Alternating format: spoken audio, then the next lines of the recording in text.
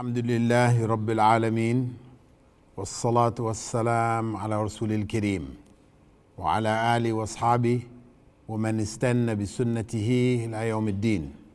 All praise is due to Allah, and may Allah's peace and blessings be on the last Prophet Muhammad sallallahu alayhi wasallam, and on all those who follow the path of righteousness until the last day. In our previous session, we looked at the general concept of finding the goals of Hajj, which we call the soul of Hajj. We stressed the importance of finding that direction in order for the Hajj to become meaningful. We looked at Hajj as it was prescribed by Allah subhanahu wa ta'ala and its moral goals. We said it was about change, the signs that the Hajj was accepted, the changes which take place in people's lives. And we compared that to the ritualistic common understanding of Hajj in the cultural setting. For the cultural Muslim, a person who is Muslim based on culture. They were born in a particular land, in a particular family. Hajj is a ritual associated with Islam. As a Muslim, you're supposed to make Hajj. But because the goals of Hajj were not understood, and those goals were replaced by focus on the rites and the rituals, then the Hajj lost its original meaning. The goals of Hajj, the reason for which Allah had prescribed Hajj, becomes lost. And we said this was among the reasons why traditionally in Muslim communities, people are discouraged from making Hajj if they're young. They're encouraged to leave Hajj till the end of their lives, because they're looking at Hajj, as a vacuum cleaner, which sucks up all of the bad, the sins, etc. Get rid of it. Now you're ready to meet your Lord. So you don't want to do that too soon. You want to do that when the time comes.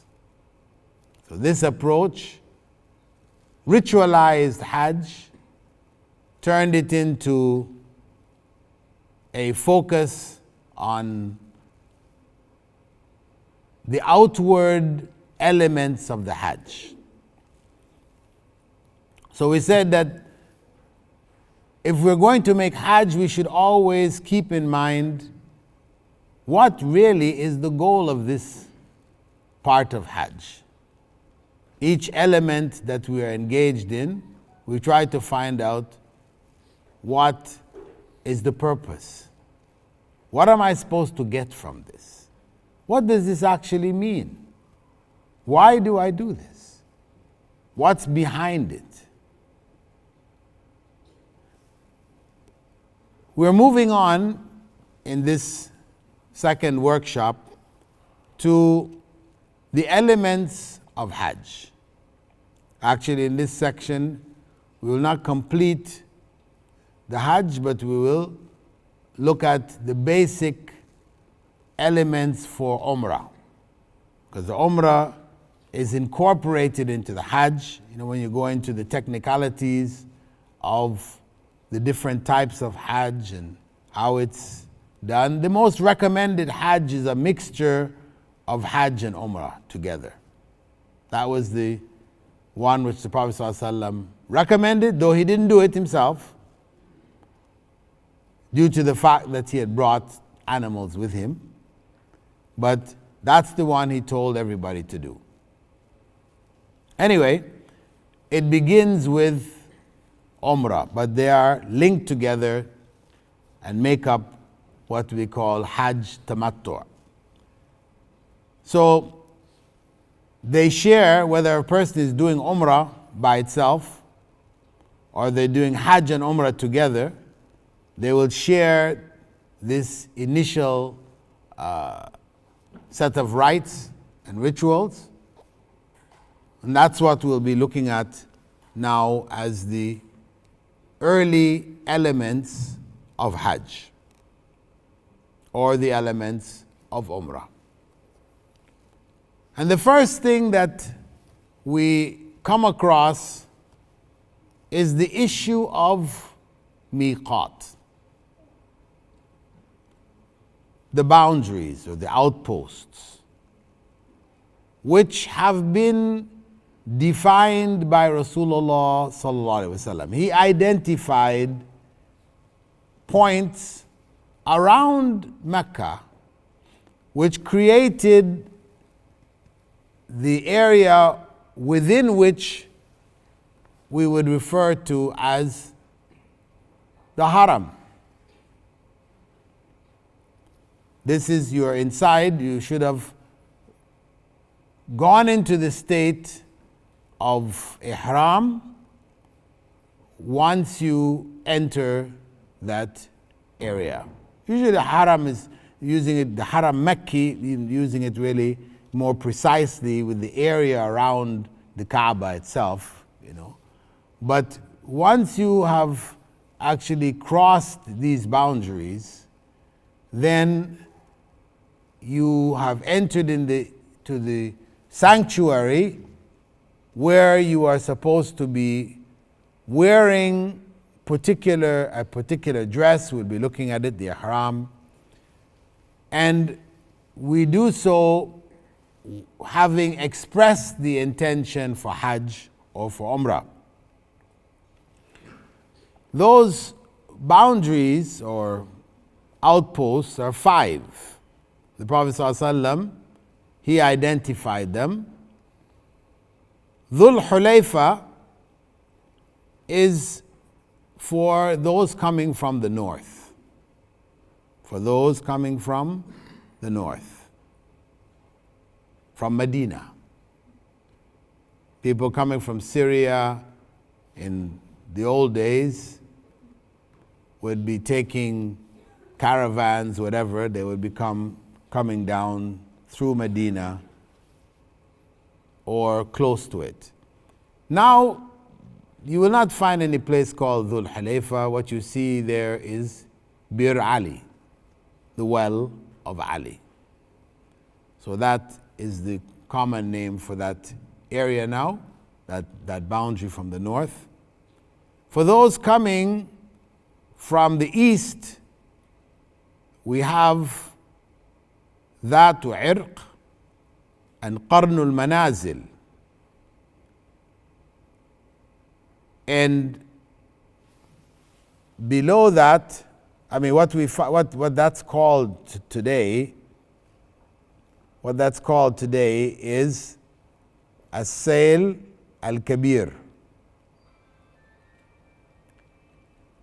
Then we have from the south, people coming from Yemen, the southern part of Arabia, Yalamlam.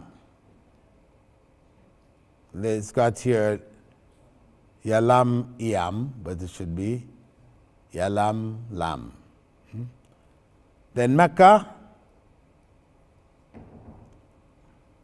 to the west of Mecca, you're going to Jeddah.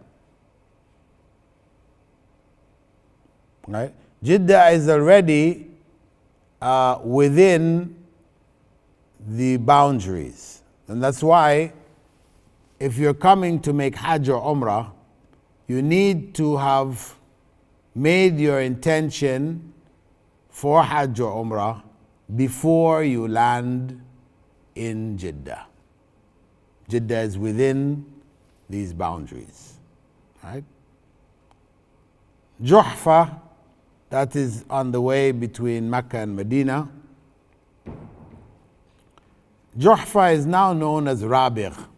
That's the town, that's the closest to where the designated place Juhfa was. There's distances there, that's 183 kilometers from Mecca. You can see them, 450 kilometers, that's Bir Ali from Medina. So the point is that these are designated areas from which those who are going to make Hajj or Umrah should have made their intention and worn the garments of the pilgrim. If you're not coming for Hajj or Umrah, then of course it doesn't affect you, you can come in. You're coming for some other reason. You've gone to Jeddah or whatever, or any installations or other small towns in between in this area. And then if you decide whilst you are there, you finished your job in Jeddah or any of the other towns, Rabigh, etc., and you decide, okay, let me go make Umrah, then you make Umrah from your house. You make your intention, put on your garments, etc., because you're already within the miqat. You're inside of the miqat area, so you just use wherever you are as your point for entering into the ceremonial consecrated state of ihram.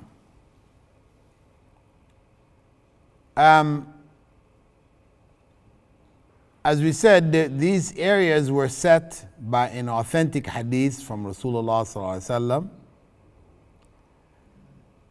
They're not set by the Saudi government or anything like this. This was from ancient times, from the time of the Prophet Muhammad sallallahu alaihi wasallam.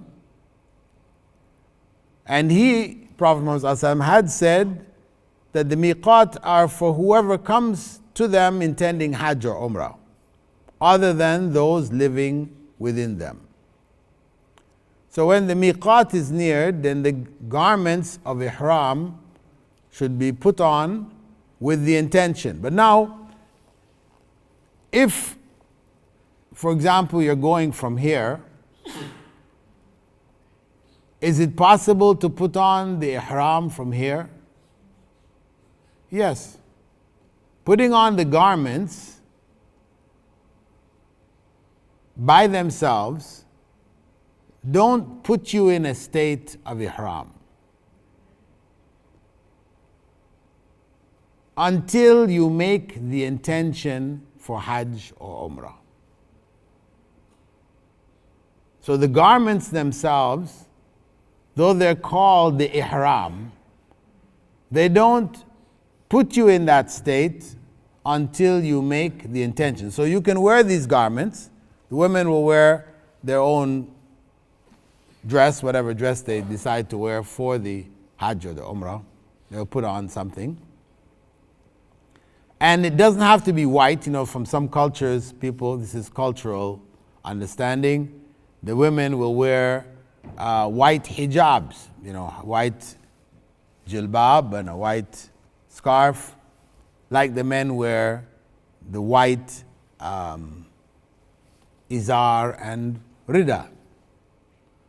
But actually, even these colors, they were not specified.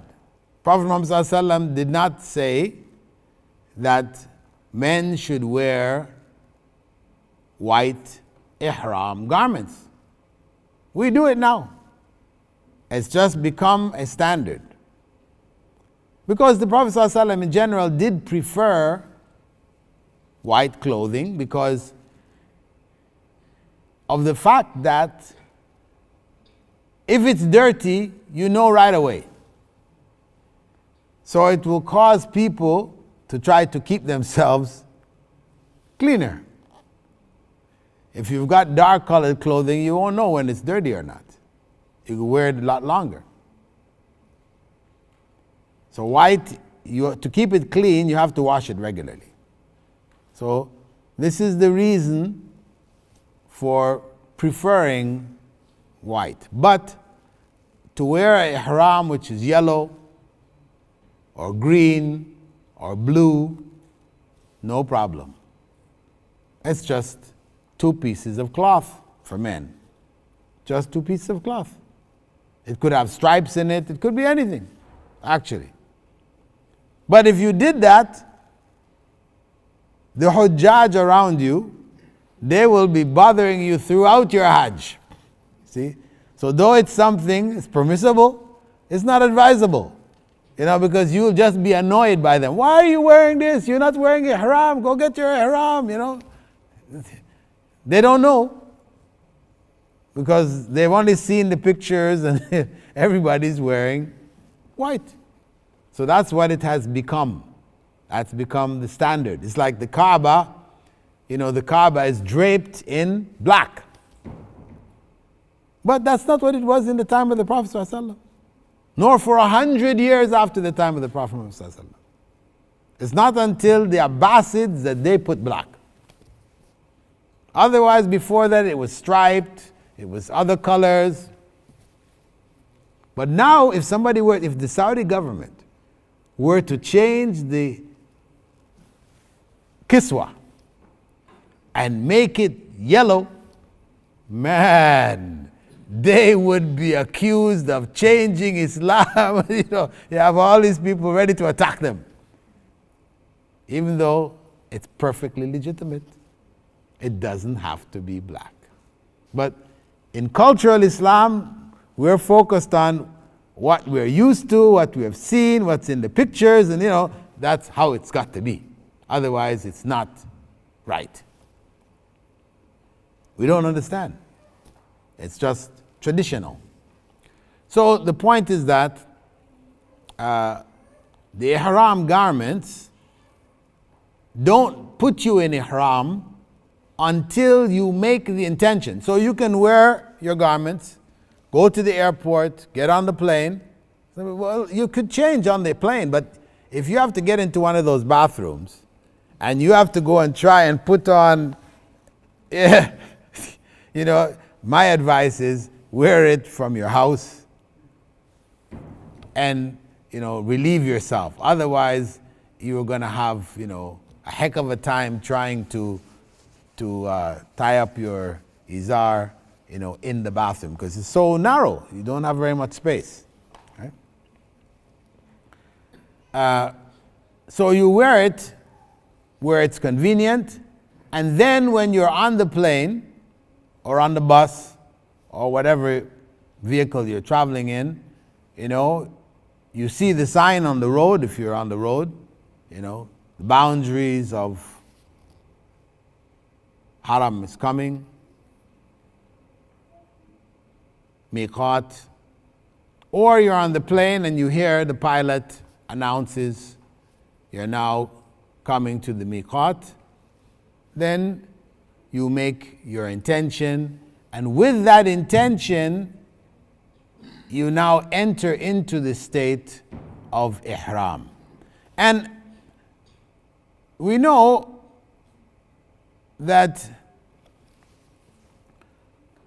the term ihram and haram and haram, they're all related. The issue that people commonly ask, why it is called Masjidul Haram? Is a masjid you go and do haram there? What is that? Masjidul Haram? Why?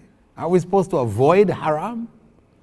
And the ihram, you're wearing ihram. Because we've not understood what the term haram and ihram and haram actually mean. Because the term, this verb and its derivatives, refer to consecration, where something is being allowed and something is not being allowed. Some lines have been set. In this state, then you shouldn't cut your fingernails, shave your hair, wear perfume. There's things that are forbidden to you. The state is not a forbidden state. No, it's an obligatory state if you're going to make Hajj or Umrah. But it's a state in which some things have become forbidden. Just like the Masjidul Haram, it is a place where the Haram is where things are forbidden. It's forbidden for you to go and cut trees, kill animals. There's a bunch of things which are hunting, etc. Not allowed. So when you're in this state, this consecrated state, you're not allowed to do certain things. So that's where the concept of haram, ihram, etc. comes. Anyway, if you wear these garments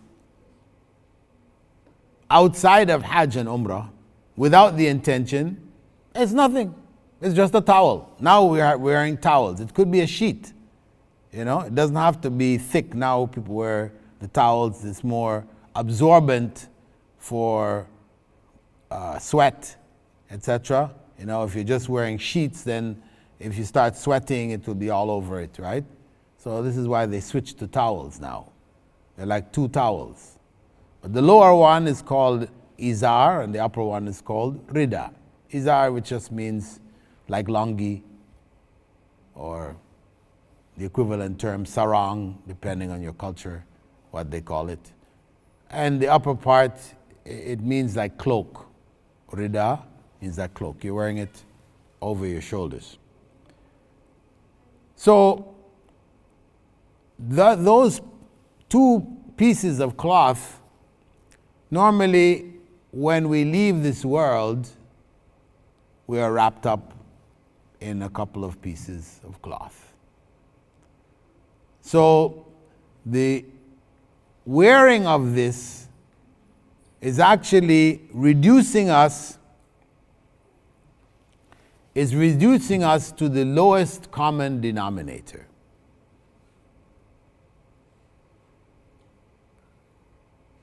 When you came into this world, they just put a little bit of cloth around you. When you entered into the world, they wrapped you up. And when you're going out of the world, they wrap you up and send you out. You're buried. So this state is one in which you are disconnecting yourself from the dunya. You're disengaging with the dunya. You're trying to minimize, put yourself in as simple a state as possible. And in our times, for some people, to put on the ihram, it's, for men who you have been raised with the idea that you wear underwear. Now for you to be walking around without underwear, it's like strange, weird. Psychologically, you feel uncomfortable. But underwear is only something that came up in the last 100 years. Before that, people didn't wear underwear. Same thing for women. So, these are changes that have happened in our culture which make ihram uncomfortable now. But it's part of, we have to overcome those attachments, those feelings of, what is proper dress and all these kind of things, and just let it go. This is the idea. It's just letting go the dunya. We usually spend so much time, or you're wearing pants, it has to be ironed this way, that way, you're wearing thobe, it has to be ironed up in this way and that. Everything is done in a particular way. You using perfumes, oils, underarm deodorants, all kinds of stuff now which involves preparing oneself to go out into the world. But here we're giving up all of those things, letting all of it go. These things are no longer important. But it doesn't mean at the same time that we become unhygienic. See, some people think, then you shouldn't do anything. No, you still bathe. Some people, when you're bathed, maybe some hairs might fall off your body because you're not supposed to remove hairs. No. If you take a shower, you wash yourself. In the process of washing yourself, a few hairs came off. It is nothing. It doesn't count as anything. Right? Islam stresses hygiene. It brought hygiene to most of the world. Most of the world, people were not involved in hygiene at all. Without divine guidance, people live like animals. Just barely a few notches above the animals. So it's divine guidance which now brought hygiene into the world. So, though we become simple, we don't become unhygienic.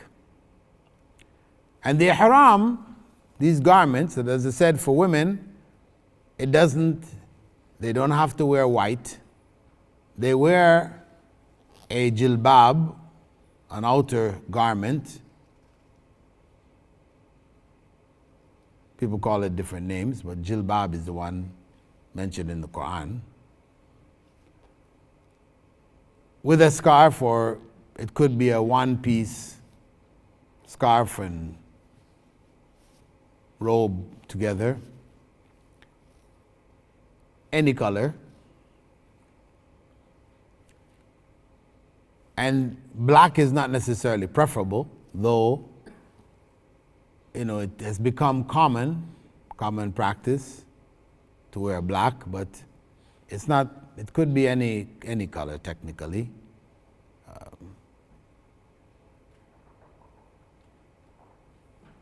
The wearing and the entering into that state has with it different levels.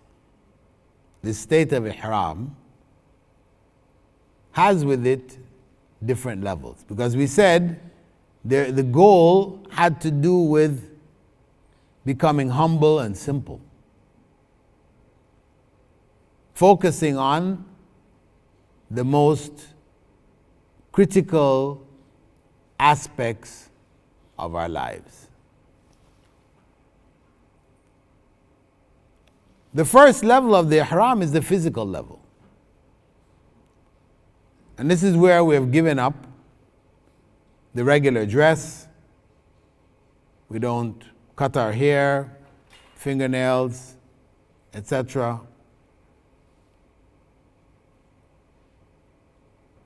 That is bringing ourselves down a notch on the physical level. The second is the psychological level, because that physical act should have along with it a psychological impact, meaning that we should feel a sense of humility out of it, simplicity, remembering how we came into this world and how we're going to leave this world.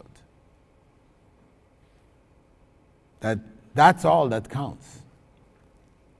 What's going to make the difference is going to be our deeds. What good deeds have we done? And the spiritual level of the ihram, that has to do with the consciousness of Allah that we are able to realize.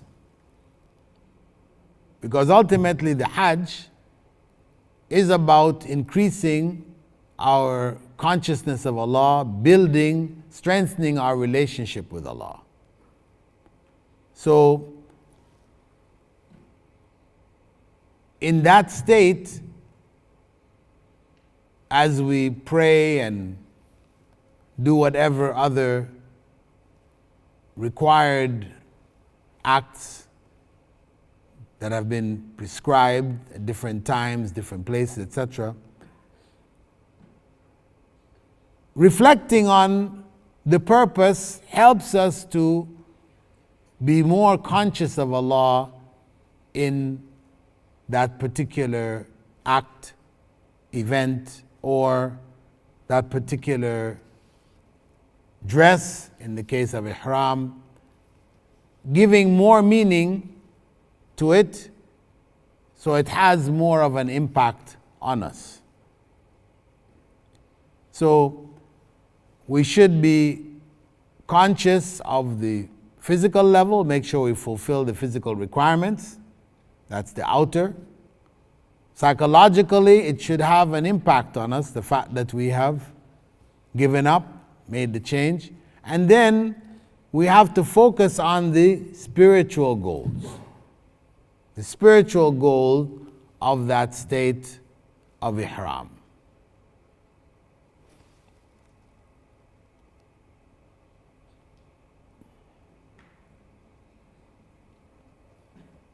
So as we said, the physical level, we have given up so many of these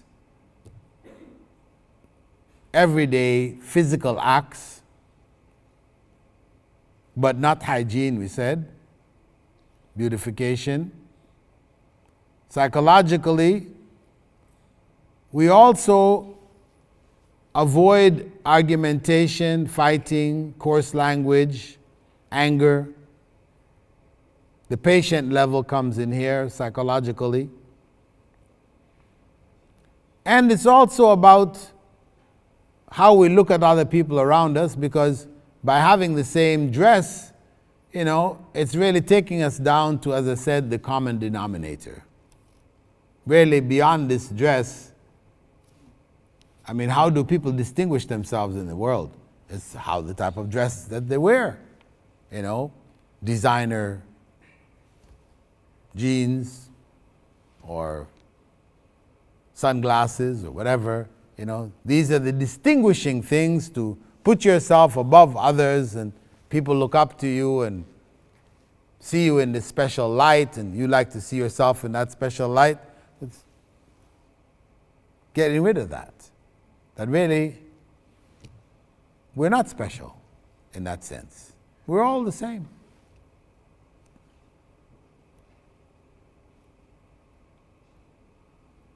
And as I said, the spiritual is about building our relationship with Allah. Because in that state, we're giving up things which are halal, giving up things, doing certain things which are halal, in order to strengthen our will to give up things which are haram outside of Hajj. As a general principle, the state of ihram does not make halal anything which was haram.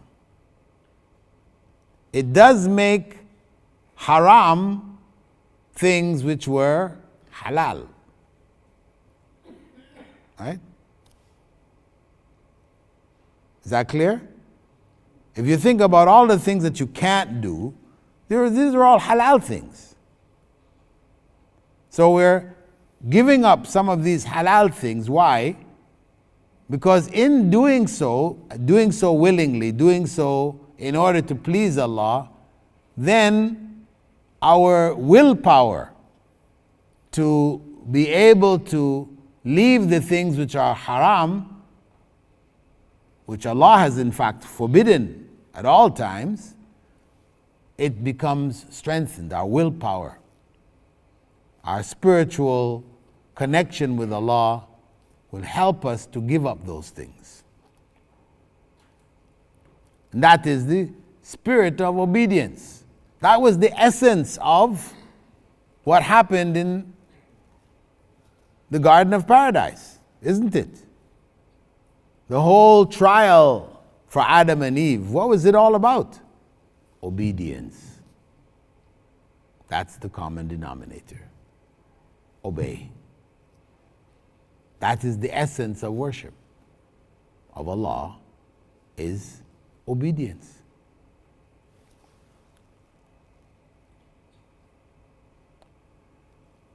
In order for us to express our intention, we have this principle in Hajj known as Talbiyah, where we express that intention vocally. Normally, intention is in the heart. But in the case of Hajj, expressing that intention became a part of the rites of Hajj. They became a part of the rites of Hajj. But outside of that, expressing intention verbally, aloud, before doing acts of worship, this is, in fact, bid'ah, innovation. I know it is the practice of people coming from the Shafi'i school before praying, to stand there for a moment saying, إني نويت أن أصلي 4 ركعات مقتديا بالإمام متجها إلى الكعبة. Whole big long story. I intend to pray facing the Kaaba, following the Imam. And this practice, which has become common amongst many who follow the Shafi'i school, was never taught by Imam Shafi'i, nor by his students. This is something which came up later. Possibly it was just something used to teach kids, the children, who easily forget why they're standing in the masjid. So they need some reminder. Okay, why are you here? Okay, I'm supposed to be praying, I'm supposed to be behind the Imam, and this was good for them. But somehow it ended up with adults, people who are not Arabic speaking, even making these statements of intention, they don't even know what they're saying. But that was not the deen. The Prophet ﷺ never taught that, he never did it, his companions never did it. The intention is there in your heart. When you go to the masjid, you know why you're going to the masjid? It's not that your body carries you to the masjid and you stop and think, now why am I here at the masjid? No.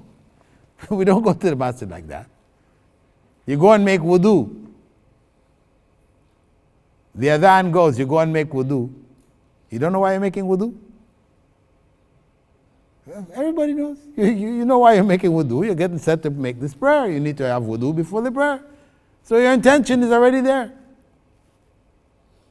Right? So it is, as I said, it is not really from the deen, and it affects the prayer also, because people may come there and they still haven't finished saying, and the Imam goes into ruku', and you miss part of your prayer still trying to catch these, du'as or expressions of intention before the act. So in Hajj, this is unique. This is the only time that we are required to express our intention aloud, verbally.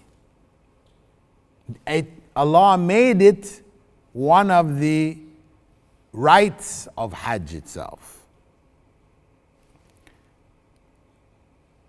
You all know it, you've heard it many times. Labbaik Allahumma labbaik. This talbiyah that we are making, actually, it is a response to a instruction which was given to Prophet Abraham, actually. Yeah.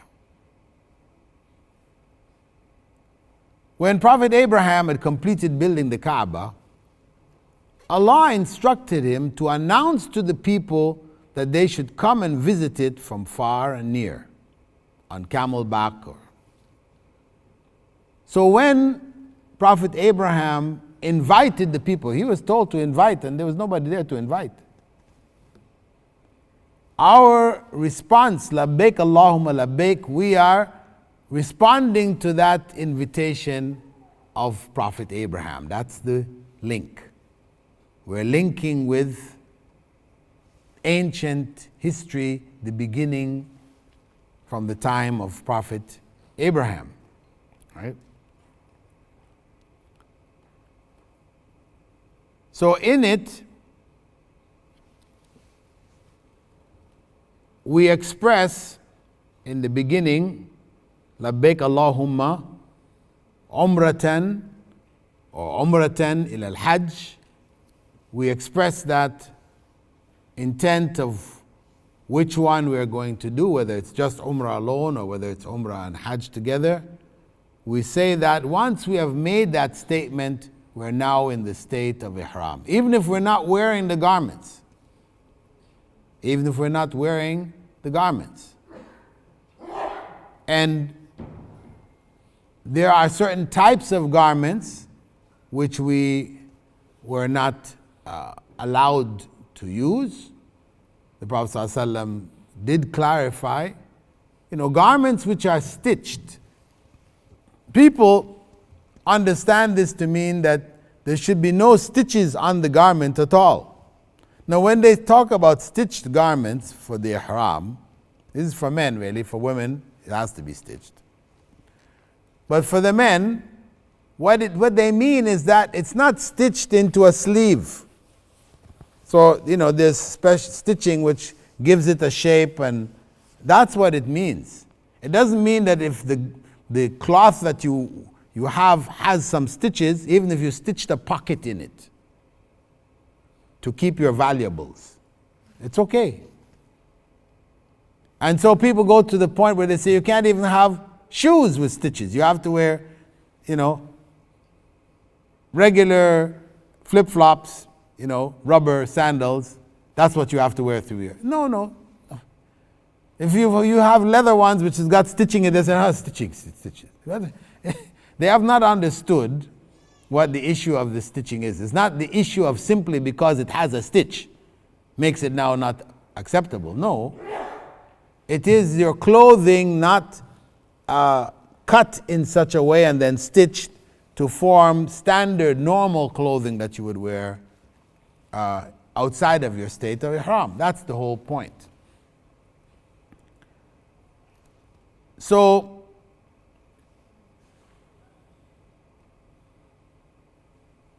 the intention that we have inside of ourselves is expressed in the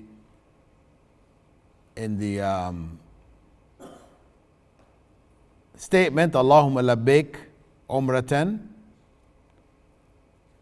or labbaik hajjan if you're just doing hajj alone, or umratan ila al-hajj if you're doing what they call hajj tamattu', where it's combined.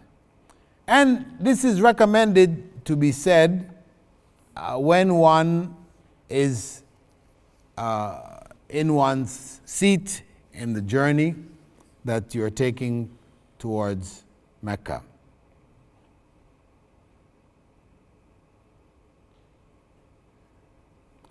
The meaning of the talbiyah, labbaik Allahumma labbaik, is here I am, O Allah, here I am. Labbaik la sharika laka labbaik, here I am for you have no partner, here I am. Innal hamda, indeed all praise, wa ni'mata, grace, wal mulk, and dominion, lak, is yours, la sharika lak, and you have no partner. So, you are responding. That's why he's saying, here I am. You have called me, here I am. Answering your call. So, when we are saying, the idea is not to turn the talbiyah into a sing-song. You know, everybody's singing this song together, we're all enjoying this sing-song. We're supposed to be reflecting on what we are saying. This is very important. Most people don't know what the talbiyah actually says. They know the tune, they know the words, but what is it actually saying? They don't have any idea. So how then can you benefit from the talbiyah? So it's just like a ritual that is done. It's a part of the Hajj thing that you do, but it has no impact on you. There's no impact. How can it if you don't know what it is, what it means, what you're actually even saying? So this is like the general principle we spoke before, where Allah said in the Quran, أَفَلَا يَتَدَبَّرُونَ الْقُرْآنَ. Will people not reflect on the meanings of the Quran? Where we have gotten into the habit of just reading the Quran without understanding it, singing it like a song, no meaning, has no impact, it's just a ritual. So the same principle which applies with the Quran applies here with the talbiyah. It is important for us to understand what it means. So those of you that are going to make Hajj, then you should strive to understand what each of the words, this is very small, each of the words mean. You're going to be repeating it over and over throughout the Hajj. So when you think of it, you know, as here I am, O Allah, here I am. You're thinking, here I am.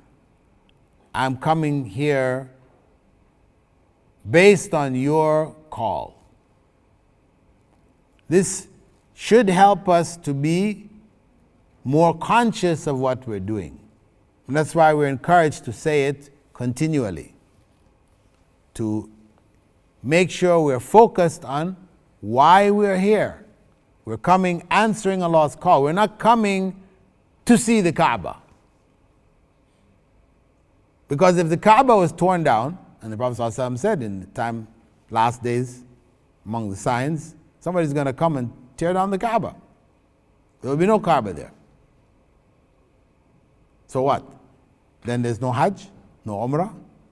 No. Hajj and Umrah is not dependent on the Kaaba. The Kaaba was knocked down before. In the time of the Sahaba, Abdullah bin Az-Zubair, when he was declared the Khalifa, the Kaaba, he was based in Mecca. Hajjaj ibn Yusuf, others, they came, they attacked and broke down the Kaaba. They fired rocks on Mecca, and the Kaaba was knocked down, crumbled. Did people stop making tawaf? Did they stop making salah? No. And this is the proof that we don't worship the Kaaba, because see, a lot of people think that we worship the Kaaba. A lot of people, non-Muslims in the world, and maybe some Muslims might even think that too, but a lot of non-Muslims, they think that we worship the Kaaba. When you try to tell them, no, we don't worship the Kaaba, they say, look, there you are, prostrating before it. Isn't it? And we make it worse by getting prayer mats with Kaabas on it. Isn't that the ideal prayer mat? The one with the Kaaba? And we put it up on the wall. In the place in the house where we pray, we put the picture of the Kaaba there. So now the non-Muslim observing us, you saying you're not worshiping it, but there you are bowing down when you there in Mecca, and in your home you're praying, you got it on a mat and you're praying and prostrating on it, and you got a place on the wall where you've put the... It kind of looks like it, doesn't it? Kind of looks as it. But reality is that we're not. And really the prayer mat, the best prayer mat is a plain prayer mat. Because if you're standing to pray Prophet Muhammad ﷺ, when he prayed and he was wearing a garment which had stripes in it, and it caught his eye whilst he was praying. After the prayer, he took it off and gave it away because it distracted him. He didn't like things which would distract him in his prayer. Now you have these prayer mats with all these designs and, and it's set up in front of you. You're standing there and you're looking at the mat because you should really pray with your eyes open, right? I know a lot of people pray with their eyes closed, but really you shouldn't. The sunnah is to pray with your eyes open. So you're there looking at the mat and all these designs. And what happens is when you stare at these designs long enough, then they start to move. I'm sure you've all experienced that. They start to move. What's happening to your concentration? It's messing up your concentration. That's why the best prayer mat, when you go out, get a plain prayer mat, nothing, one color. Nothing on it, no designs at all. It will do wonders for your prayer. Much better. So, we want to stay focused on why we're there. The talbiyah is supposed to be a reminder to us. We're expressing, we're reminding ourselves, we're here answering the call of Allah. And we reiterate our shahada. You have no partner. La sharika lak. And we praise Allah as we should throughout our lives. And as I said, the significance of the talbiyah is answering the call which Allah commanded Prophet Abraham to make. So the talbiyah, we could say, is the pilgrim's acceptance of Prophet Abraham's invitation to visit Allah's house of worship. That's the talbiyah in its essence. But its purpose relative to ourselves is to remind ourselves of why we're coming. That we're coming to answer the call of Allah. The talbiyah begins at the miqat, and when you see the Kaaba, you stop. That's if you have intended Umrah.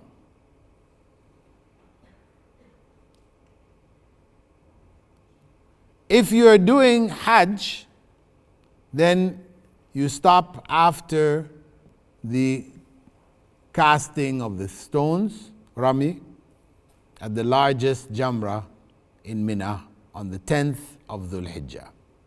This is when you stop the talbiyah. And the talbiyah, as I mentioned, is repeated. It should be repeated different points. The Prophet ﷺ and his companions, they used to do it when they were traveling on camel. They were walking when they were going up hills. They would do it when they were descending. When they joined up with other groups of people, they said it after the various prayers and in the morning and in the evening. Talbiyah is recommended to keep us in remembrance of the purpose for which we are there. And the talbiyah should be said in a loud voice. People might be shy to do it now, unless they all do it together.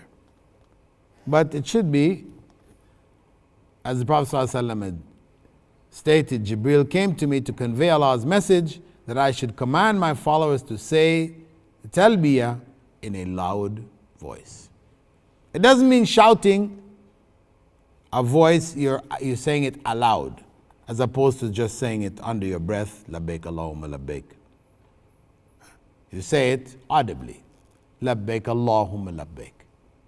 You can hear yourself. It doesn't have to be screaming. You don't go to one extreme or to the other.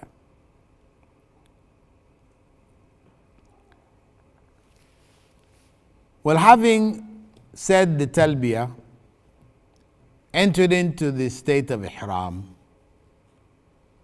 reflecting on the purpose of our journey, humbling ourselves, we come into Mecca in that humbled state. There, we should go as soon as possible to the Kaaba. But it is permissible to go and drop your belongings off. You know, some people say you can't, you just have to go straight to the Kaaba. No, you're bringing a lot of, bags and things like that with you. There's no point trying to take it into the haram. Of course, they're not going to let you. They'll stop you. So it just creates problems for yourself. It's better to take your stuff to wherever you're staying, put it in your room, whatever, and then freeing yourself of all of these responsibilities, becoming focused, you go now to the Kaaba.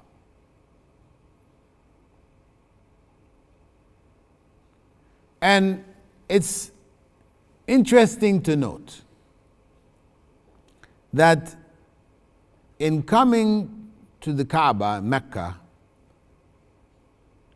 we're coming to a place which people would not normally go to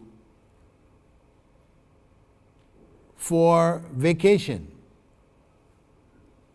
When you go to places of vacation, you go to, nice greenery, streams, and this type of thing. Mecca is the complete opposite.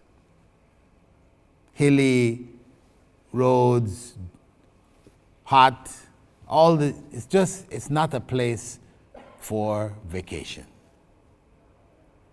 And this is a point that we can clarify to the non-Muslim when they ask, well, why don't you guys allow us to come to Mecca? We allow you to come everywhere you want to go. Why don't you allow us to come to Mecca? Because why would you want to come to Mecca? Vacation? It's not a place of vacation. It's not to enjoy. Mecca is strictly for worship. And that is emphasized by the place that Allah chose for this to take place. He could have chosen another place on the earth, some countries where it's lush, green, comfortable, rains are coming, and but He chose